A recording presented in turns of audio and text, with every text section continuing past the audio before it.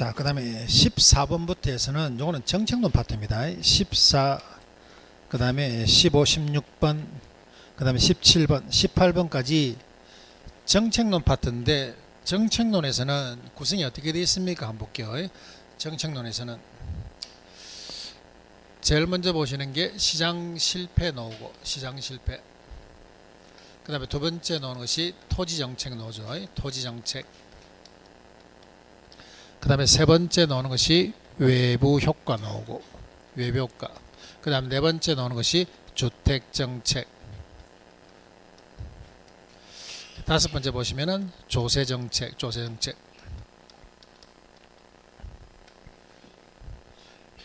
그래서 우리가 시장론 파트에서는 여러분들이 어쨌든 간에 많이 맞추셔야 됩니다. 시장론 파트에서 어떤 간에 많이 맞추시고, 정책론 용어는 호불호가 조금 있습니다. 정책론 용어는 뭐 쉽다는 분도 계시고 이거 어렵다는 분도 계세요. 또 어렵다는 것은 어떤 겁니까 하게 되면은, 어렵다는 것은 기본 문제 말고도 예를 들어서 공법이라든가 사회적 이슈를 다루는 문제가 나오게 되면 약간 어려워질 수가 있어요. 여기. 그런데 우리는 일단 기본은 알고 들어오셔야 돼요. 기본.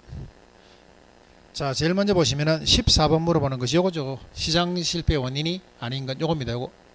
시장 실패 원인이 아닌 것. 시장 실패 원인은 뭐가 됩니까 하면 전부 공정이죠. 불안전한 경쟁시장, 외부효과, 그 다음에 공공재, 정부의 비대칭성, 이런 것들이 시장 실패의 원인인데, 보면 1번에 보면 독과점 시장 형성이라는 것은, 독과점 시장이라는 것은 이건 불안전한 경쟁시장을 이야기하는 거죠. 불안전한 경쟁시장, 규모의 경제, 이것도 불안전한 경쟁시장. 답은 쉽게 나와 있죠. 정부의 대칭성이 아니고 비대칭성 돼야 되죠. 답은 3번. 그리고 공공재 외부 효과. 그래서 시장 실패의 원인은 어떻게 됩니까 하게 되면, 시장 실패 원인은 어떻게 됩니까 하면 전, 부, 공, 정, 불안전한 경쟁시장, 외부 효과, 공공재, 정부의 비대칭성 또는 정부의 불확실성. 답은 3번이 됩니다. 3번. 자, 그 다음에 15번에 보시면은 물어보는 것은 토지정책입니다. 요거. 토지시장을 정부가 못 믿기 때문에 정부가 개입하는 방법이죠. 저희 개입하는 방법에는 뭐가 있습니까 하면 세 가지죠. 세 가지. 이, 직, 간. 이용규제, 직접적 개입 방법, 그리고 간접적 개입 방법. 정부가 법률적 강제수단으로 개입하는 것은, 이용규제. 정부가 직접 삽 들고 들어오는 것은 직접적 개입 방법. 그 다음에 행정, 여러 가지 세금, 보조금, 부담금 이렇게 개입하는 것은 간접적 개입 방법이라고 봐야 돼요. 그럼 여기서 토지정책에서는 여러분들은 이용규제, 직접, 간접, 요거 구분할 줄 아셔야 됩니다. 이용규제, 직접, 간접, 그렇게 어렵지 않아요. 요거는. 15번에 보시면 1번 토지이용규제는 시장을 바람직한 방향으로 유도하는 간접적 개입 방법이다. 틀렸죠? 예. 이거는 법률적 강제수단입니다. 토지이용규제는 법률적 강제수단이라고 보셔야 됩니다. 1번이 틀렸고. 자, 두 번째 개발부담금이죠. 개발부담금제는 개발사업의 시행으로 이익을 얻은 사업시행자로부터 개발이익의 일정액을 환수하는 제도이다. 맞고. 그 다음에 세 번째 용도지역지구제는 토지이용계획의 내용을 구현하는 법적 행정적 수단 중 하나다. 어찌 보면 3번은 1번을 갖다가 풀이해놨다 보시면 돼요. 1번이 틀린 지문에 대해서 풀이해놓은 것이 3번이라고 보시면 됩니다. 3번. 네 번째, 직접적 개입 방법으로는, 직접적 개입 방법이라는 것은 LH나 SH가 직접 삽 들고 들어옵니다. 삽. 토지 비축제도, 공영개발, 맞죠? 수용, 선매. 그리고 사적 침해가 가장 심한 것은 수용. 자, 그 다음에 토지연행제도죠. 토지연행제도, 토지비축제도, LH에서 하고 있습니다. 개발이익을 환수할 수 있는 장점이 있으나, 그 다음에 토지 매입에서 판매까지 관리해야 되는 문제점이 있다. 자, 그 다음에 우리가 직접적 개입 방법에서 요 안에 보시면은 뭐가 있습니까 하면 토지비축제도라는 게 있죠. 토지비축제도. 그 다음 뭐 있습니까 하면 공영개발. 그래서 공영개발이라는 것은 이거는 수용. 토지 비축 제도라는 것은 요거는 뭐를 통해서 요거는 토지 은행 제도를 통해서 어디서 LH에서 시행하고 있습니다. 자, 요 두 개의 장점은 뭡니까 하게 되면 요 두 개 비축 제도와 공영개발의 장점이라는 것은 뭡니까 하면은 요거는 정부가 하기 때문에 계획된 개발. 그다음에 환수익 챙기다 준다 그랬죠. 환수익. 그리고 여러분들한테 값싸게 제공이 됩니다. 계획 환수 값싸게. 자, 단점은 뭐가 있습니까 하면 단점은 일단은 재정적 부담이 크죠. 재정적 부담이 크고 그다음 뭐가 일어납니까 하면 투기가 일어나죠. 투기. 이게 단점.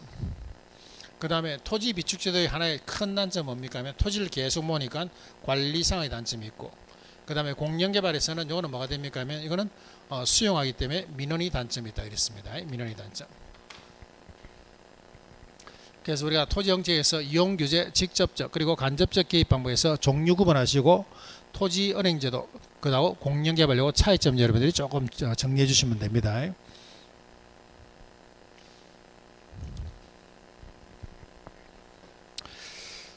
자, 16번 한번 볼까요? 외부효과에 대한 설명 중 옳은 것은 이랬습니다. 외부효과에 대한 설명 중 옳은 것은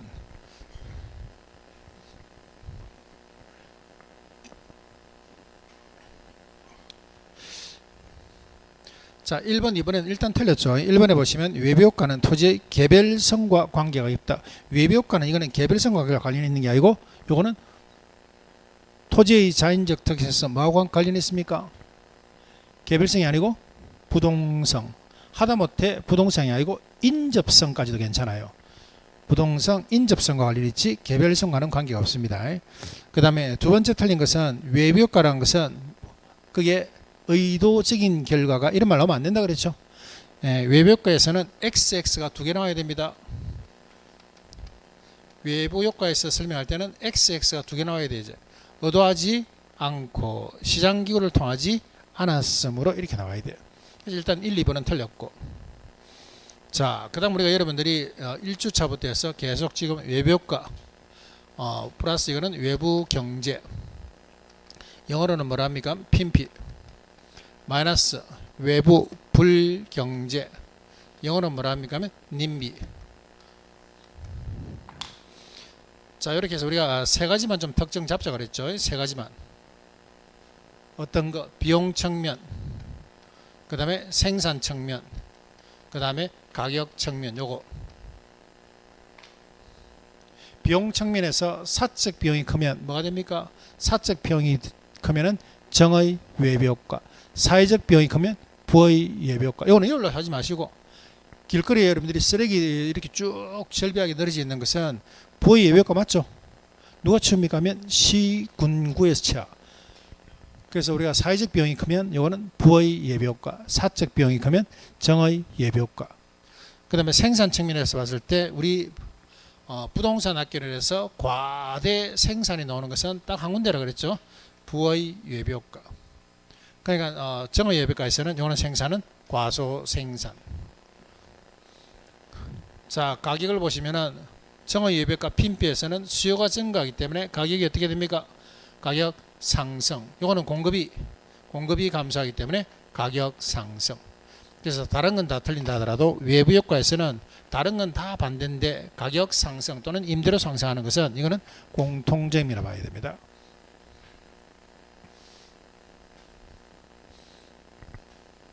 그래서 비용 측면, 생산 측면, 가격 측면 이거 정리할 수 있겠어요?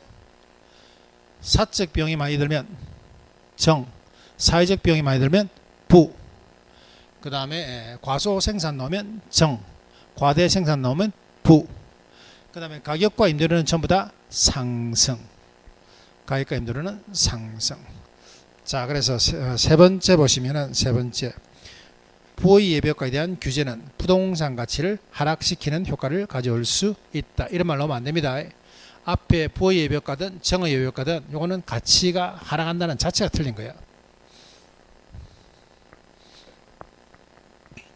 네 번째 정의 예비효과를 발생시키는 경우 제한은 사회적으로 적정 수준보다 과대 생산. 우리가 과대 생산이 나오는 것은 딱 한 군데.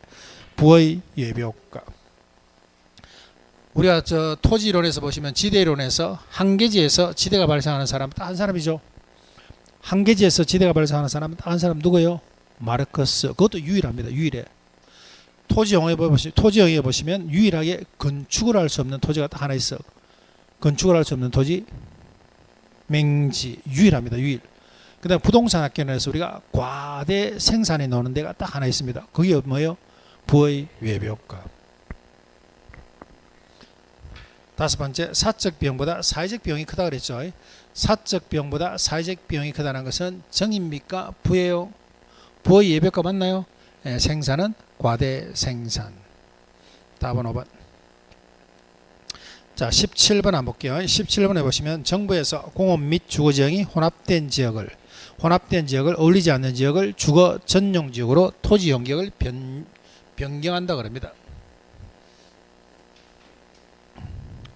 자, 이런 집이 있다는 말이죠. 이런 동네가 있는데, 여기 동네가 있는데, 여기 보니까 여기 주택이 이렇게 오손도손 살고 있는데, 여기에 있어서 공장이 있어. 연기를 이렇게 뿜어낸대. 그러면 이 주택 측면에 봤을 때 부의 예비효과 맞습니까? 맞아요? 맞나요? 그러면 정부에서 이걸 어떻게 해줘야 돼? 이게 조건해야 되죠. 조건해갖고 이게 주거 전용 지역으로 이렇게 만들어 주셔야 돼. 이렇게 해서 주택이 이렇게 들어올 수 있게끔. 이걸 뭐라 합니까 하면 이걸 갖다 우리는 용도 지역지구제라고 합니다. 지역지구제. 그럼 부의 예비효과를 제거 감소하기 필요한 게 여기 뭐예요? 용도 지역지구제라 봐야 돼요. 자, 그럼 이거 한번 보겠습니다. 단기에는 어떤 현상이 일어납니까 하면 단기에는 공장 나가죠. 공장 나가니까 수요는 어떻게 됩니까? 수요 증가겠죠. 예, 그래서 가격은 가치나 가격은 상승해서 초과이윤을 가져갑니다. 초과이윤.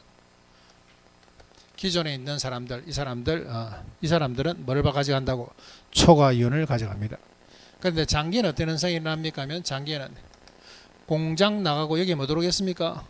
주택 들어오죠. 그럼 공급이 어떻게 됩니까? 공급이 증가되고 이때 가격은 어떻습니까? 떨어진다 봐야 돼요. 이때부터는 초과이윤이 아니고 정상이윤을 챙겨갑니다. 자, 그런데 이 지문에서는 뭘 물어봤습니까 하면은 공급 증가가 되는데 이거 물어봤죠. 이거.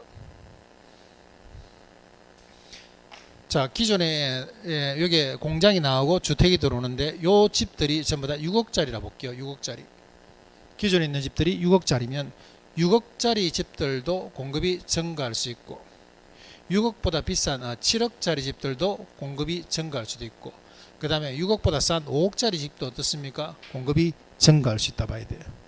그러면 지역지구제에서는 앞에 비용이 동일한 비용이든 비용이 증가하든 비용이 감소하든 간에 공급량은 어떻게 됩니까? 하게 되면 공급량은 무조건 어떻게 됩니까? 공급량은 증가한다 봐야 됩니다. 요거 이해되세요? 공장 나가고 새로운 주택이 들어오는데 기존의 주택이 6억짜리 주택 같으면은 새로 들어온 주택이 6억짜리도 들어올 수도 있고 7억짜리도 들어올 수도 있고 5억짜리도 들어올 수도 있겠죠.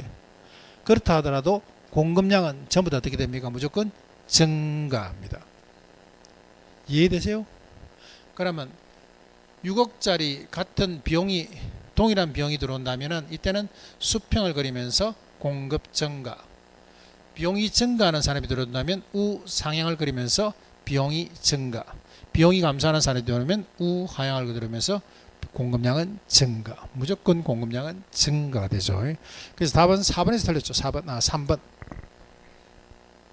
주택 건설비 비용 일정 산업이라면 장기적으로 그 지역의 주택 공급량은 일정할 것이다. 여기 틀렸죠. 공급량은 증가됩니다. 자, 17번에 1번 한번 볼까요? 부의 예비효과가 제거 또는 감소할 수 있다. 부의 예비효과가 제거 또는 감소. 두 번째, 비용 증가 산업이 들어오게 되면 장기적으로 공급은 증가, 수준은 높아지겠죠. 답은 3번이 틀렸고, 네 번째, 단기에서는 기존 임대인들이 초과이윤이 발생한다. 맞죠? 기존 요 임대인들은 초과연이 발생한다. 그 다음에 지역지구제 실소 완료, 주택의 신축을 제한한다면 단기, 여기에 주택을 못 짓는다 하더라도 단기에는 요 가격 상승하겠죠. 그런데 장기에는 어떻게 됩니까 하면 요 주변에 새로운 집들이 막 들어온다 봐야 돼. 그러면 장기에는 가치가 어떻다? 하락한다 봐야 되겠죠.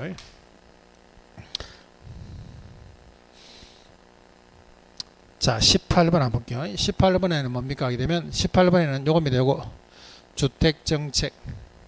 지금 우리가 외부효과에서 뭘 했습니까 하면 외부효과에서는 정의 외부효과, 부의 외부효과 특징책이 있고 그 다음에 지역지구제 책이 있습니다. 지역지구제. 지역지구제에서의 키는 뭔데 하면 두 가지. 부의 예비효과를 제거, 감소하는 효과가 있다.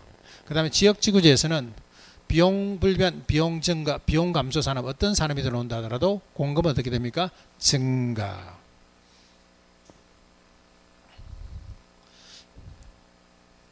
자, 그 다음에 주택정책이죠. 주택정책.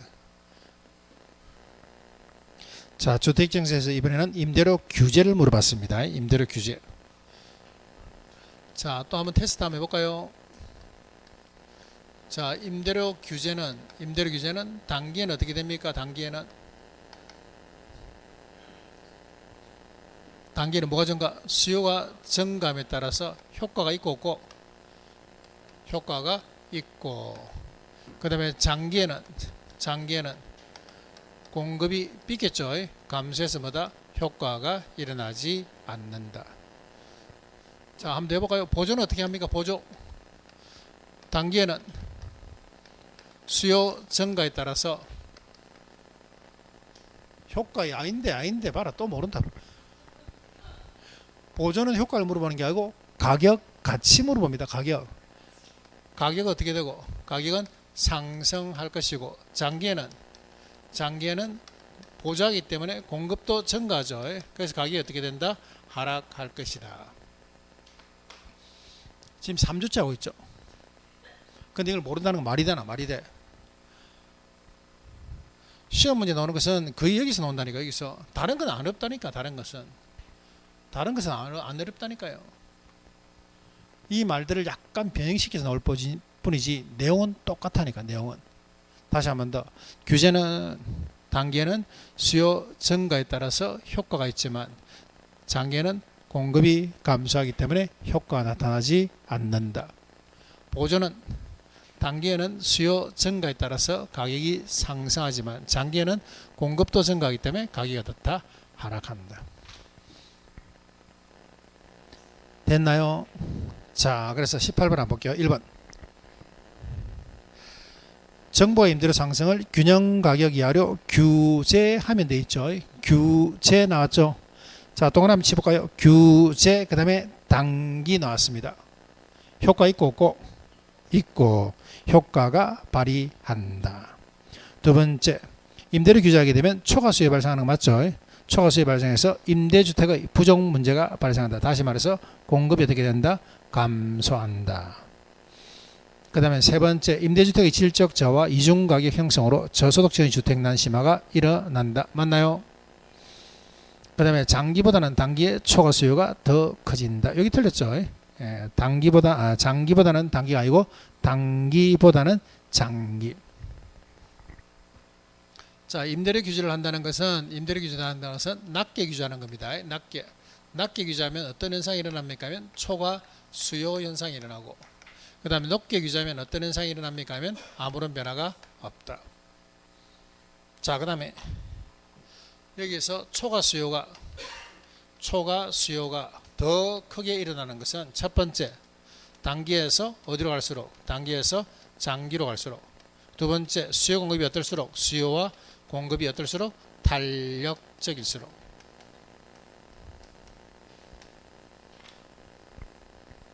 그래서 다른 거는 응용이 없는데 응용을 주는 것은 항상 여기서 응용을 준다는 거예요. 여기서. 아까 우리가 탄력성 4개, 균형점 4개 그거하고 그 다음에 임대료 규제 보조고 단기 장기 꼭 좀 외워두세요. 오늘 숙제입니다. 숙제. 지금 계속 여러분한테 숙제 줄 거예요. 계속. 오늘이 숙제. 지금 앞에 탄력성 4개, 균형점 4개 그 다음에 임대료 규제 보조 단기 장기 요거. 자, 18번 5번은 맞죠? 규제 임대료가 시장 임대료보다 높을 경우죠. 높을 경우 이때는 아무런 변화가 일어나지 않는다. 됐나요? 자, 그 다음에 19번부터 해서 24번까지죠. 19번부터 해서 19, 20, 21, 22, 23, 24 25번까지는 25번까지 19번부터 25번까지는 요거는 투자론 파트입니다. 투자론 파트. 자, 투자론 파트에서도 하나 체크할까요? 19번, 22번, 23번 19, 22, 23번 요거는 여러분들이 나오는 문제나 이런 거 보면 비슷비슷하게 나와. 위험과 수익, 할인 현금 수지 분석법, 그 다음에 비율 분석법 이런 것들, 어림세법, 성수법 이런 것들. 19번, 22번, 23번 요것도 투자론 파트에서 요거는 숙제입니다. 숙제요.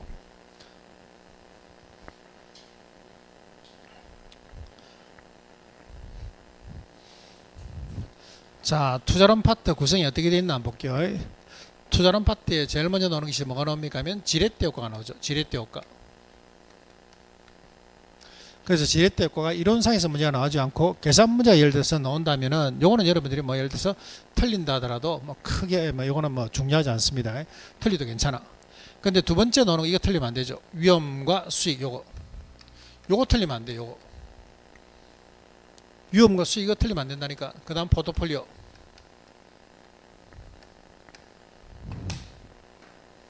그래서 우리가 투자론 파트에서 위험과 수익, 포트폴리오 이런 문제 틀리면 안 돼. 이런 문제. 그 다음에 계산 문제 나오죠. 이거 계산 문제. 기대 수익률과 하는 계산 문제. 퍼센트 곱하고 해서 GT 돌린 거 있죠. 계산 문제도 괜찮아 이거. 그래서 이거는 꼭 가져가자.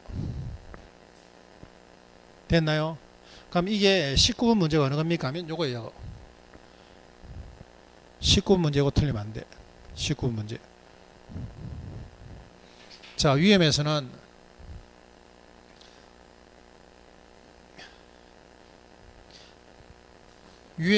우리가 뭘 다루고 있습니까 하면은 첫 번째 위험의 종류 다루고 있죠. 사건법인료, 사건법인료. 그 다음에 두 번째 뭐 다룹니까 하면 총력. 그 다음에 세 번째 뭐 다룹니까 하면 위험의 처리 및 관리 방법. 요거입니다. 처리 및 관리 방법. 사건법인료, 사건법인료. 그 다음에 총념에서는 체계정령과 비체계정령. 그 다음에 처리 및 관리 방법에서는 위험의 회피, 제외. 그 다음에 보수적 예측, 위험 조정, 할인율. 이런 것들. 보유, 증가, 통제. 특히 민감도 분석 이런 것들. 흡수율 분석 이런 것들. 수익에서는 뭐 다룹니까 하게 되면 수익에서는 이런 건 시험 문제 100%입니다. 이런 건 시험 문제 100%야. 수익에서는 뭐 다룹니까 하면 기대 수익률과 그 다음 뭐다 요구 수익률. 기대 수익률과 요구 수익률. 자, 한번 볼까요? 자, 투자 채택, 투자가 일어나기 위해서는 기대가 뭐보다 요구 수익률보다 커야 되죠. 두 번째 동의어. 기대 수익률은 예상 수익률이자 내부 수익률, 최소한의 수익률이자 기회비용. 그 다음에 투자균형. 한쪽이 클 때는 누가 움직여야 돼요? 한쪽이 큰 상태에서 균형을 이루려면 누가 움직여야 됩니까? 기대가 누굴 따라갑니까? 요구. 남기대가 누구를 미팅 나갔고 요구를 따라간다면 보시면 돼. 작은 요구를 만나면 여하가 커져야 되고 큰 요구를 만나면 작은 요구를 만나면 야가 작아져야 되고 큰 요구를 만나면 야가 커져야 됩니다. 그렇게 해서 투자균형을 이룬다 봐야 돼요. 자, 그 다음 요구 수익률 공식이죠. 요구 수익률 공식이 어떻게 됩니까 하면 무위험률 플러스 뭡니까? 위험 할증률. 이때 투자자들마다 동일한 것은 무위험률은 이건 어떻습니까? 이건 동일합니다. 이건 금리이기 때문에 투자자마다 무위험률은 동일하다 봐야 돼. 그래서 위험이 커지면 요구 수익률도 증가. 요거 틀리면 안 되겠죠. 자, 그래서 19번 한번 볼까요? 옳지 않은 것은 1번 위험을 처리하는 방법 중에서 위험 조정 할인율 나왔죠. 위험 조정 할인율이라는 것은 위험한 투자일수록 무슨 할인율을 높은 할인율을 적용해라. 두 번째, 요구 수익률에서는 시간에 대한 비용과 위험에 대한 비용이 포함되어 있다. 요금이 되고, 무위험률이라는 것은 시간에 대한 비용, 시간만 지나면 돈 주는 거예요. 이거는 금리이기 때문에. 이거는 위험에 대한 비용이라 봐야 돼요. 그래서 우리가 요구 수익률이라는 것은 시간에 대한 비용과 위험에 대한 비용이 포함이 되어 있다. 이렇게 보시면 됩니다. 세 번째, 이거 자주 나온 거죠. 흡수율 분석이 아니고 이거는 뭡니까? 민감도 분석이죠. 흡수율 분석이 아니고 민감도 분석. 위험의 내용이 산출기록에 따라서 어떤 영향을 미치는 것을 파악하는 방법은 흡수율 분석이 아니고 민감도 분석. 흡수율 분석이라는 것은 무슨 말이 나와야 됩니까? 하면 미래란 말이 나와야 돼요. 미래의 어떤 분양률을 조사하는 것이기 때문에 이거는 미래 흡수율 분석. 수익성의 어떤 변화치를 갖다가 계산하는 것은 민감도 분석. 자, 네 번째, 동일한 위험 증가에 대해서 보수적 투자자하고 공격적 투자자 있죠. 이때 보수적 투자자는 공격적 투자보다 더 많은 수익률을 요구할 것이고 기울기는 가파르다. 기억나세요? 다섯 번째, 무위험률의 하락은 이랬습니다. 요금이 되고 무위험률의 하락은 요구 수익률을 하락시키는 요인이다. 감소시키는 요인이다. 됐나요? 그래서 19번 틀리면 안 되겠죠. 19번. 자, 20번 한번 볼까요? 20번. 20번에 보시면 화폐의 시장 가치와 관련한 설명으로 틀린 것은 이랬습니다.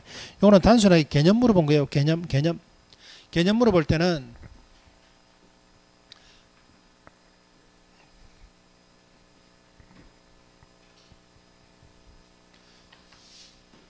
자, 우리가 현재 가치가 있고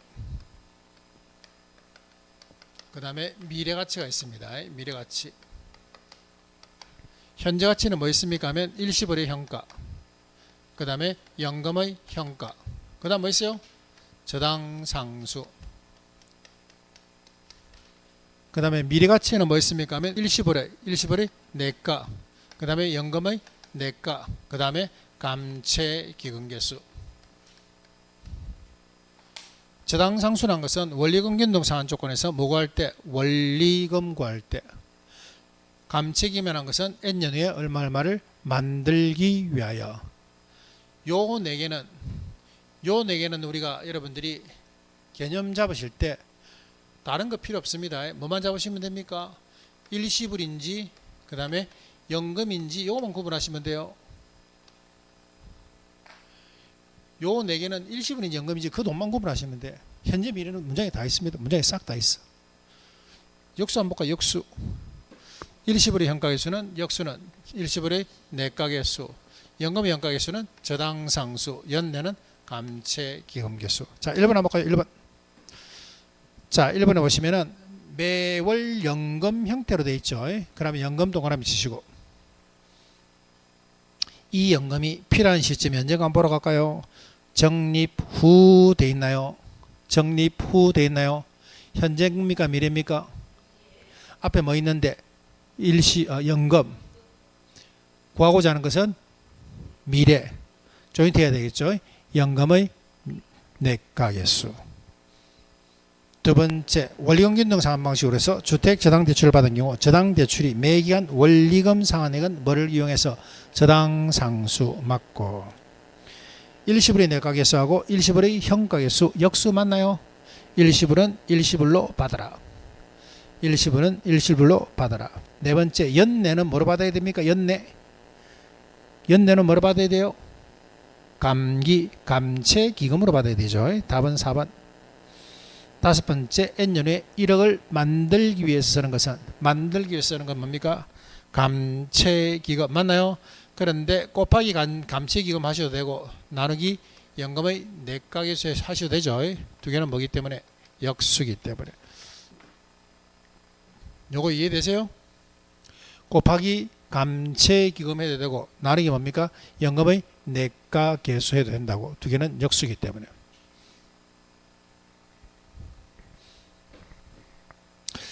자, 21번에 보시면은 21번 부동산의 연간 소득 및 비용 명세서이다. 연간 순영업소득은 얼마인가? 이래 됐습니다. 순영업소득은 얼마인가?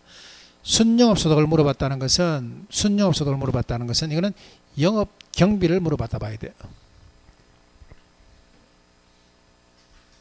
순영업소득을 물어봤다는 것은 이거는 영업 경비를 물어본 겁니다. 영업 경비.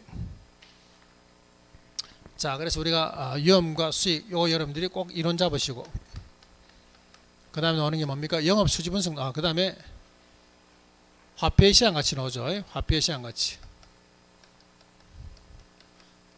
화폐의 시장 가치에서는 개념과 역수 잡으시면 됩니다.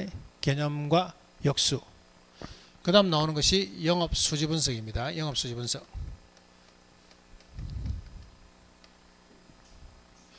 태극기가 아니고 뭐라 그래요? 가공기. 유관순이 아니고 유영순. 만세가 아니고 부세영세. 그 다음에 처분할 때 매각 현금을 하면 매순 미세 자세.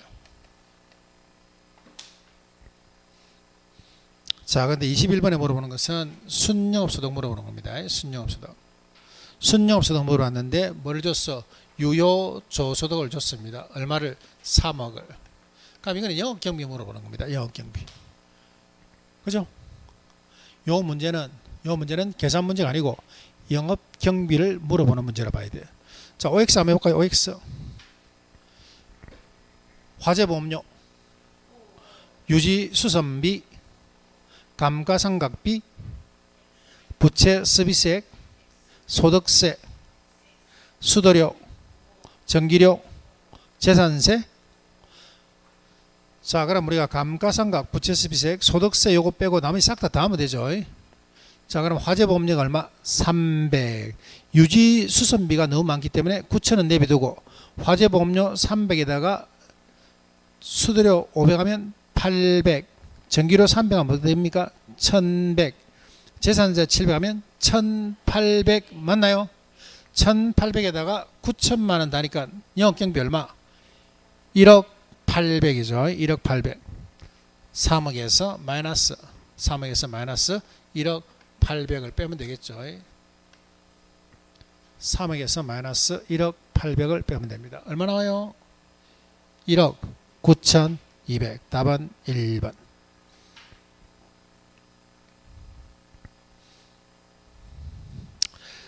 자, 22번, 23번. 22번, 23번 물어보는 것은 우리가 투자 분석 기법입니다. 투자 분석 기법인데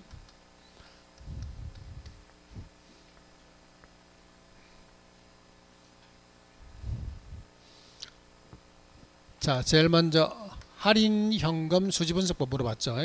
할인 현금 수지 분석법에는 종류 뭐 있나요? 첫 번째 뭐 있어요? 순영가. 그 다음 두 번째 수익성 지수. 그 다음에 내부 수익률. 자, 그 다음에 어림세법에는 뭐 있습니까? 어림세법에 뭐 있어요? 성수법. 그 다음에 수익률법. 그 다음에 할인현금 수지분석법, 어림세법, 그 다음에 비율분석법 나오죠. 비율분석법에는 우리가 4개만 다 갈게요. 4개만. 대부비율, LTV, 부채비율, 자기 지분에 대한 부채. 그 다음에 그 유명한 뭐가 있습니까? 부채 감당률. 부채 감당률에 나오는 소득은 무슨 소득? 짝지 누구예요? 부채 감당률에 나오는 소득. 순영업소득. 채무불이행률에 나오는 소득. 채무불이행률에 나오는 소득 무슨 소득? 유효총소득. 자, 여기 이론 문제 한번 볼게요. 이론 문제. 특히 이론 문제 할인현금수지분석법에서는 이론 문제가 나오면은 엄청 쉽게 나와. 이거 학급입니다. 이거는 기출문제를 벗어나지 않는다. 정리합시다. 요거 순행가는 뭐보다 크면은 0보다 크면은 수익정수는 뭐보다 크면 1보다 크면은 내부 수익률은 뭐보다 크면 요구 수익률보다 크면은 순행가하고 수익성 지수는 할인율 뭐습니까? 요거 두 개. 할인율 뭐세요? 요구 수익률. 요거는 내부 수익률. 내부 수익률 동의어 3개. 내부 수익률이라는 것은 유입의 현가와 유출의 현가를 같게 만드는 할인율. 그러니까 순현가를 뭐로 만들고 순영가라 하세요. 순영가. 0으로 만들고 수일성지수를 뭐로 1로 만든 할인율. 라고 순현가는 좋아요. 내부 수익률은 나빠요. 가치합산 원칙이라든가 부의극대화 순현가는 되지만 내부 수익률은 안 돼. 그리고 내부 수익률에서는 복수의 수익률이 생기는 경우도 있습니다. 이때는 높은 수익률을 쓰는 게 아니고 그때는 판단이 안 된다 돼야 됩니다. 안 된다 돼야 돼요. 자, 22번 한번 볼까요? 틀린 것은 순현가법은 장래에 기대는 세후 소득의 현재 가치 합계와 최초의 투자 비용으로 지출된 지분의 현재 가치 합계를 현재 가치를 서로 비교해서 서로 비교하는 것이다. 맞죠? 그 다음에 수익성 지수라는 것은 이것도 항상 옆에 적어 보셔야 됩니다. 입을 뭐로 출로 나눈가. 입을 출로 나눈가. 맞죠? 현가 나왔으니까 맞고 유입의 현가 유출의 현가를 했으니까 맞고 세 번째 내부 수익이라는 것은 현금 유입 현가와 현금 유출 현가를 같게 만드는 할인율 맞나요? 순현가를 뭐로 만들고 0 수익성 지수를 1로 만드는 할인율.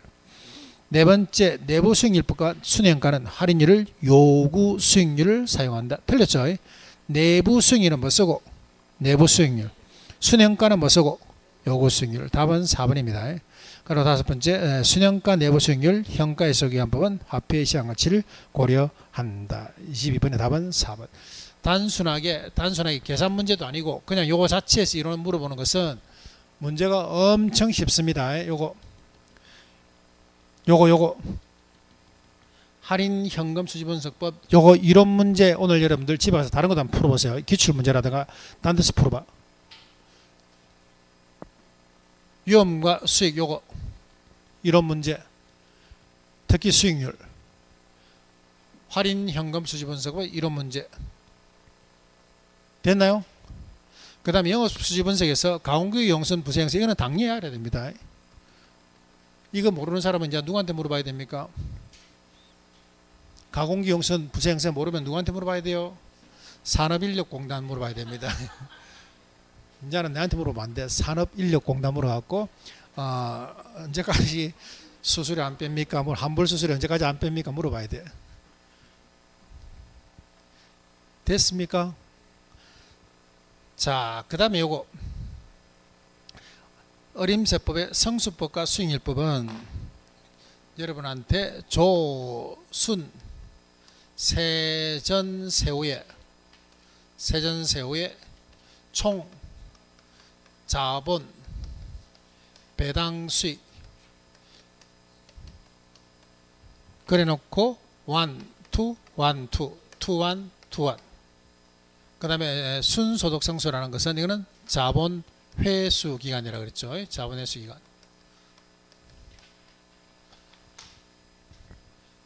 여러분들이 좀 어렵다 할지 모르겠지만은 처음부터 여러분들이 이걸 나와 같이 외워왔으면은 지금 이 문제 푸는 것은 아무것도 아닌데 지금 막상 또 외우려니까 또 힘든 거야. 그래서 우리가 할인 현금 수지 분석법에서 요 이런 문제 틀리면 안 되고 어림세법에서는 여러분들이 요것만 좀 기억해 주시면 요것도 이론상의 문제는 벗어나지 않습니다. 요것도 안 벗어나. 한번 해볼까요? 23번 1번 순소득성수는 총 투자액에 대한 조소득이다. 조소득 성수 요거 맞나요? 요거 조소득 성수는 공식이 어떻게 됩니까? 성수 버리고 소득이니까 위에 뭡니까? 총 투자액. 요거 그럼 읽을 때 조소득에 대한 총 투자액 또는 총 투자액을 조소득으로 나눈 값이어야 되죠. 그런데 총 투자액에 대한 조소득이 있기 때문에 틀린 거지. 반대로 됐어. 반대로. 눈에 보이세요? 조소득에 대한 총 투자액 요래야 됩니다. 항상 읽을 때 B에 대한 A 요래 읽으셔야 돼요. B에 대한 A. 그래서 조소득에 대한 총 투자액 그래야 돼. 총 투자액에 대한 조소득 X입니다. X. 두 번째, 종합자본 환원율을 자본회수기간에 한다. 자본회수기간이라는 것은 종합자본 환원율이 아니고 순소득 성수 요거죠. 요거. 세 번째, 부채 감당률 나왔습니다. 부채 감당률이라는 것은 부채 감당률은 이건 어떻게 됩니까? 공식이 부채 감당률은 그냥 물어보면은 부채 먼저 이야기하면 돼. 부채 감당률은 부채 먼저 쓰라니까 먼저 밑에다 먼저 부채 서비스액분의 뭡니까? 순영업소득. 부채 서비스에 대한 순영업소득이죠. 그러다 보니까 순영업소득에 대한 부채 서비스액의 비율이 됐으니까 이것도 만들어냈습니다. 틀렸죠? 네 번째, 지분 배당률의 역수는 세전 현금 수지 성수다. 지분 배당률 요거 역수는 세전 현금 수지 성수, 요 두 개는 역수. 이게 맞네, 그죠?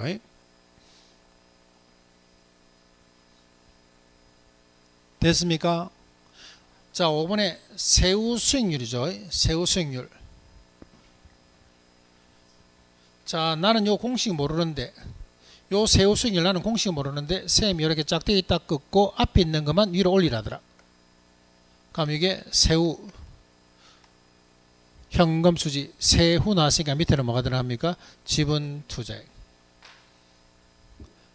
그게 총 투자액에 대한 세후 현금 수지를 했으니까 틀렸죠. 총 투자액이 아니고 지분 투자액.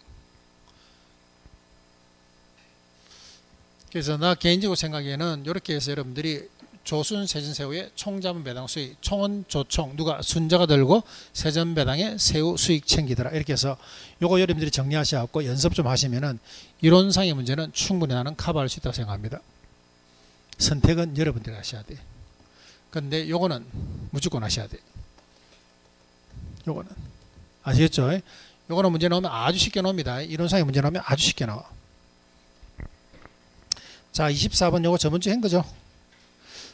사업 초기에 현금 지출 발생, 사업 말기에 현금 유입만 발생한다고 할 때 순영가가 큰 순서대로 나열한 것은 초기 현금 지출이 4,000, 5,100, 1,500, 700이고 말기 현금 유입되는 돈이 5,250, 6,300, 2,100, 1,570원인데 말기 현금 유입되는 돈을 갖다가 요거는 현가로 바꿔야 되겠죠. 할인율이 몇 프로입니까? 할인율이 몇 프로요? 5%. 그러면 계산기 되고 나누기 1.05 하시면 되죠. 5250 나누기 1.05는 6300는 2100는 1575는 이렇게 하시면 돼요. 자, 5250 1.05 나오니까 얼마 나와요? 얼마? 5000. 6300 1.05 나오니까 얼마? 6000. 2100을 1.05로 나오니까 2000. 맞아요? 1575를 1.0으로 나오니까 1500. 자, 그래서 나온 숫자에다가 앞에 걸 뺍니다. A 빼니까 얼마 나옵니까? 1000. B 얼마? 900. C 500. D 800. 그래서 순현가를 큰 순서로 하게 되면 A, B, D, C. A, B, D, C. 답은 5번이 됩니다. 5번. 자, 25번에 보시면 비율 분석법에 대한 설명으로 옳은 것은 요겁니다. 요거 비율 분석법에 대한 설명으로 옳은 것은 자, 한번 해볼까요? 대부 비율은 공식이 어떻게 됩니까? 대부 비율 부동산 가액에 대한 부채. 부채 비율은 공식이 어떻게 됩니까? 부채 비율 지분에 대한 부채 또는 자기 자본에 대한 부채. 부채 감당률은 요거 짝지 누구예요? 순영업소득. 채무불이행률은 짝지 누가 됩니까?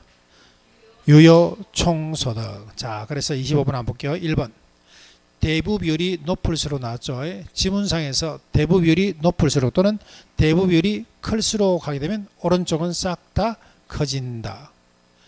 대부 비율이 높을수록 지분 수익률도 커지고 금융적 위험도 커진다. 1번이 맞죠? 두 번째, 대부 비율은 100%를 초과하는 경우는 없다. 대부 비율은 100%를 초과하는 경우도 있죠. 어떤 경우? 자, 1억짜리 부동산입니다. 1억짜리 부동산. 그런데 여기서 얼마를? 8천만을 빌렸어. 대부비율 몇 프로? 대부비율이 몇 프로 됩니까? 80% 되는 거 맞나요?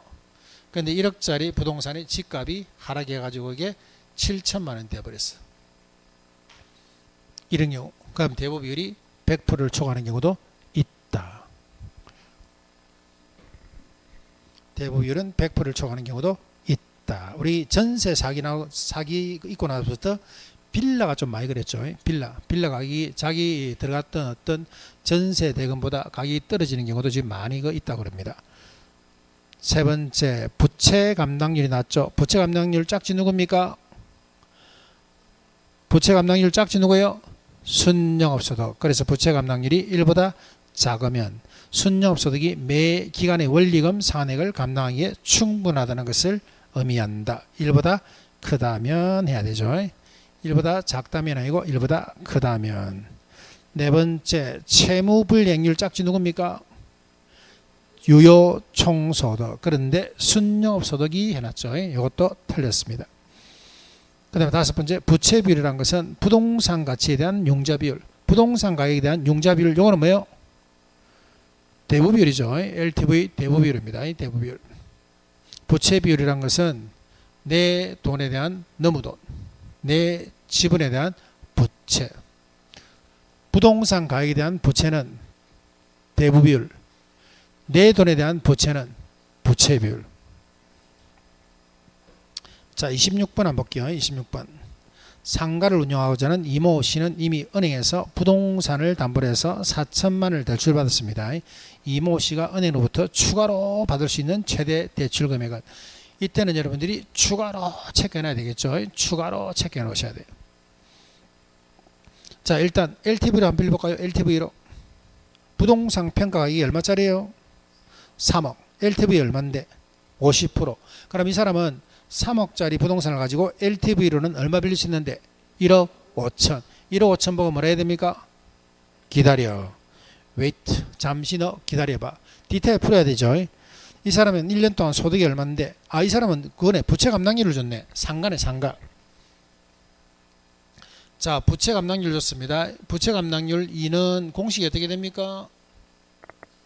부채 서비스액분의 순영업소득. 순영업소득이 얼마인데? 2천만 원. 그럼 부채 서비스액 얼마예요?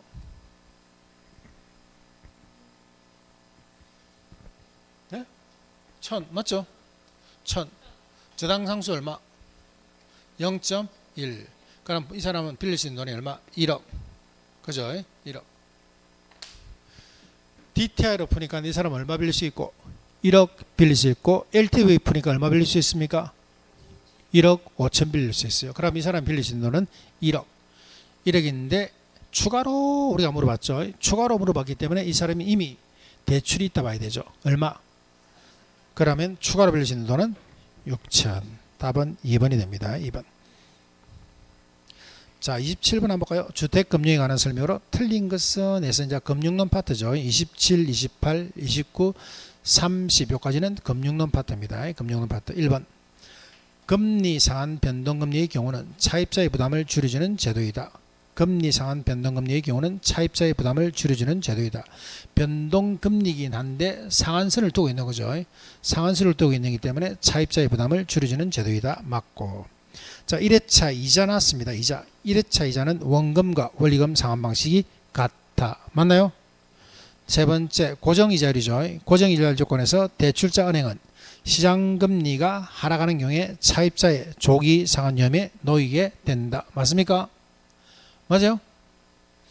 네 번째, 원금균등과 원리금균등 모두 시간이 경감에 따라서 이자 지급분은 어떻다? 감소. 그래서 우리가 원금과 원리금 균등의 공통점은 딱 두 개입니다. 이자 감소. 그 다음에 1회차 이자가 똑같은 거. 이 두 개예요. 다섯 번째, 차입자가 대출액을 중대상환하죠. 중대상환한 경우는 원금 균등 상환 방식은 원리금 방식보다 대출 잔액이 많다. 여기 틀렸죠. 원금 균등 상환 방식은 적다 해야 되죠. 적다.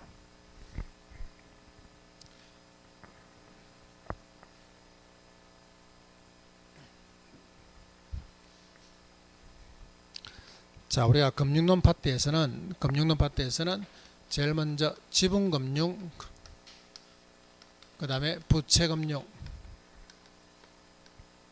그 다음에 매자닌금융, 요거 종료 기억해 주셔야 됩니다. 매자닌금융 종료. 지분금융은 신조리정펀, 매자닌금융에서는 신주 인수급부사채, 절한사채, 후순위대출, 교환사채 이런 것들은 매자닌금융. 자, 그 다음에 다루고 있는 것은 금방 풀었던 거죠. 원금균등과 원리금균등, 그 다음에 최정식 상환. 그 다음에 한 번씩 뭐 만기일시도 나오더라고. 만기일시. 만기일시는 이걸 무조건 뒤로 미루시면 됩니다. 만기일시는 전부 다 뒤로 미루시면 돼. 기간이 제일 긴 것도 만기일시. 원리금이 가장 많은 것도 만기일시. 이자 부담이 많은 것도 만기일시. 만기일시는 뒤로 미루시면 돼. 자, 그래서 요 세 개만 갖고 여러분들이 이제 갖고 놀 줄 아셔야 되죠. 원금, 원리금, 최정식.